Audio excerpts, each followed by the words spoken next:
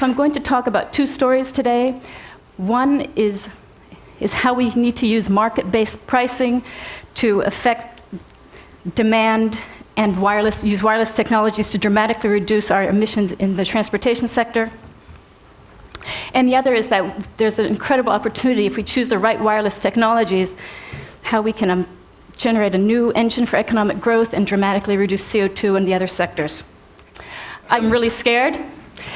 We need to reduce CO2 emissions in 10 to 15 years by 80% in order to avert catastrophic effects. And I am astounded that I'm standing here to tell you that what are catastrophic effects? A 3-degree centigrade climate change rise that will result in 50% species extinction. It's not a movie. This is real life. And I'm really worried because when people talk about cars, which I know something about, the press and politicians and people in this room are all thinking, let's use fuel-efficient cars. If we started today, 10 years from now, at the end of this window of opportunity, those fuel-efficient cars will reduce our fossil fuel needs by 4%. That is not enough. But now I'll talk about some more pleasant things. Here are some ways that we can make some dramatic changes. So Zipcar is a company that I founded 7 years ago, but it's an example of something called car sharing. What Zipcar does is we park cars throughout dense urban areas for members to reserve by the hour and by the day instead of using their own car. How does it feel to be a person using a Zipcar?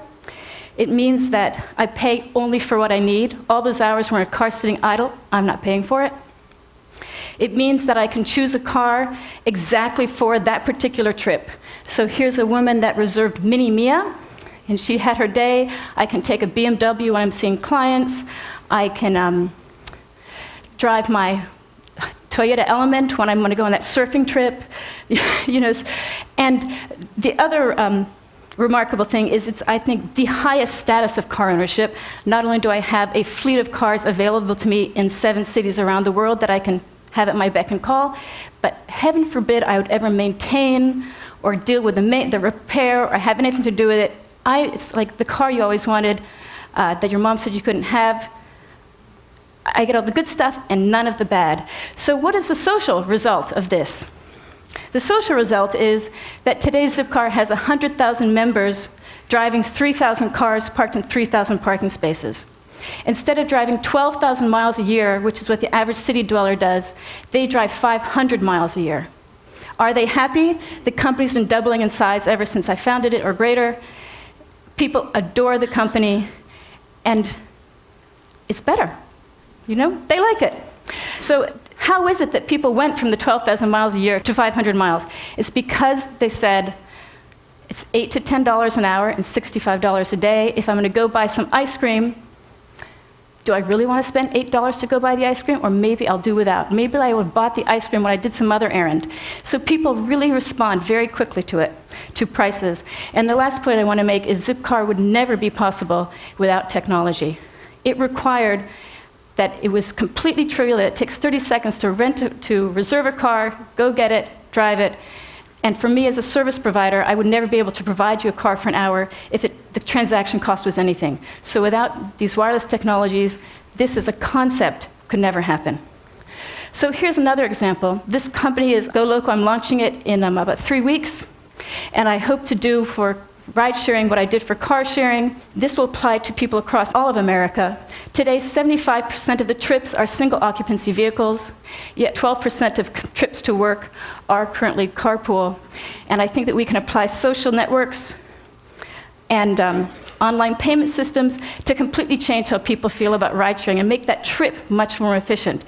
And so when I think about the future, people will be thinking that sharing the ride with someone is this incredibly great social event out of their day. You know, how did you get to TED? You went with other TEDsters. How fabulous. Why would you ever want to go by yourself in your own car? How did you go food shopping? Well, you went with your neighbor. What a great social time. You know, it's going to really transform how we feel about travel, and it will also, I think, enhance our freedom and mobility. You know, where can I go today and who can I do it with? Those are the types of things that you will look at and feel. And the social benefits, The rate of single occupancy vehicles, I told you, 75%. I think we can get that down to 50%. The demand for parking, of course, is down, congestion, and the CO2 emissions. One last piece about this, of course, is that it's enabled by wireless technologies, and it's the cost of driving that is making people want to be able to do this. The average American spends 19% of their income on their car, and there's a pressure for them to reduce that cost, yet they have no outlet today. So the last example of this is congestion pricing, very famously done in London, and it's when you charge a premium for people to drive on congested roads. In London, the day they turned the congestion pricing on, there was a 25% decrease in congestion overnight. And that's persisted for the 4 years in which they've been doing congestion pricing. And again, do people like the outcome? Ken Livingstone was reelected.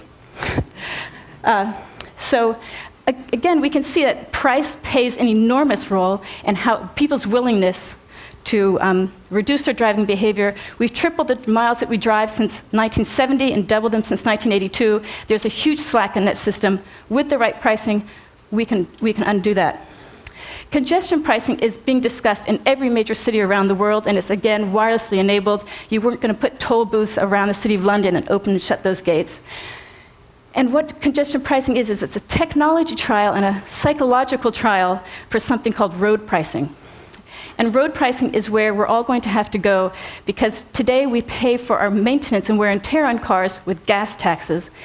And as we get our cars more fuel efficient, that's going to be reducing the amount of revenue that you get off of those gas taxes. So we need to charge people by the mile that they drive. Whatever happens with congestion pricing and those technologies will be happening with this road pricing. Why do we travel too much? Car travel is underpriced, and therefore we overconsumed.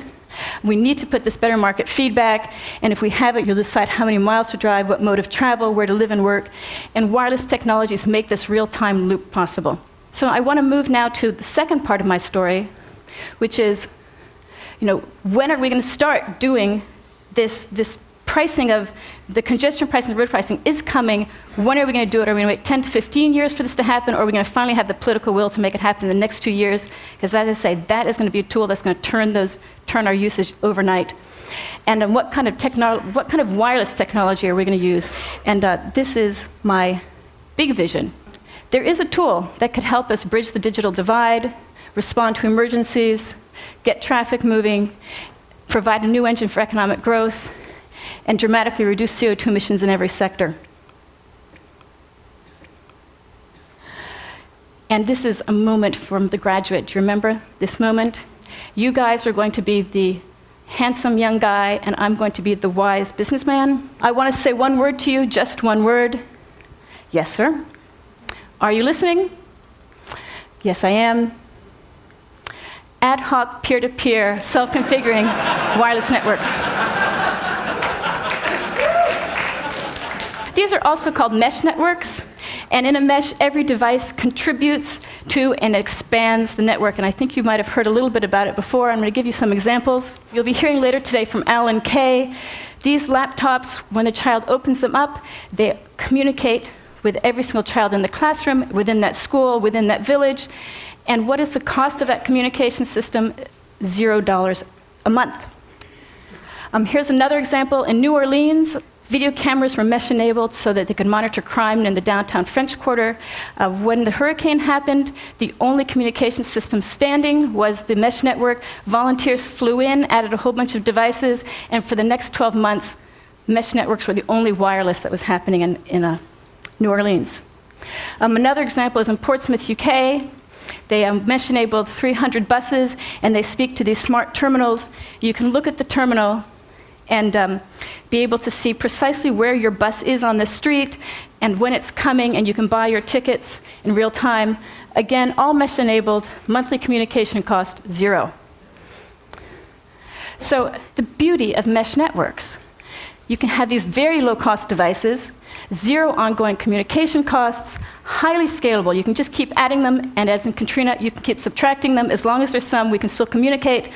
They're resilient. The redundancy is built into this fabulous decentralized design. What are the incredible weaknesses? There isn't anybody in Washington lobbying to make it happen, or in those municipalities to build out their cities with these wireless networks, because there's zero ongoing communications cost. So the examples I gave you are these islands of mesh networks, and networks are interesting only as they are big. How do we create a big network? Are you guys ready? Again, The Graduate. This time you will still play the handsome young thing, but I'll be the sexy woman. These are the next 2 lines in the movie. Where did you do it? In his car. So you know when you stick this idea, where would we expect me, Robin Chase, to be thinking? Is imagine if we put a mesh network device in every single car across America. We could have a coast-to-coast wireless, free wireless communication system. I guess I just want you to think about that. And why is this going to happen? Because we're going to do congestion pricing. We are going to do road tolls. Gas taxes are going to become road pricing. These things are going to happen. What's the wireless technology we're going to use?